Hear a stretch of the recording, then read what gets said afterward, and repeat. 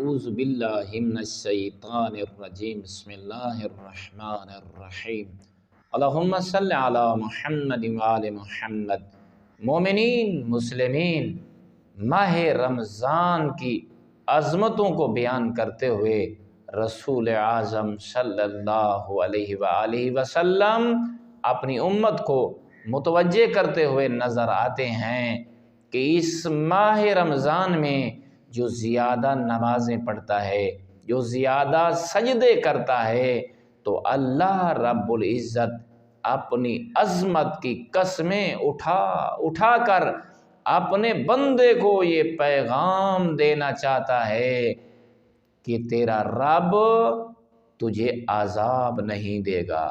تیرا رب ان نمازوں کی وجہ سے، ان طولانی سجدوں کی وجہ سے، اس ماہ رمضان کے احترام کی وجہ سے آپ کو جہنم میں نہیں ڈالے گا، بلکہ آپ کو نہ عذاب کا خوف ہونا چاہیے، نہ جہنم کا خوف ہونا چاہیے، کیونکہ تو ماہ رمضان کا احترام کر رہا ہے زیادہ نمازیں ادا کر کے اور زیادہ سجدہ بجا لا کے۔ والحمدللہ رب العالمین۔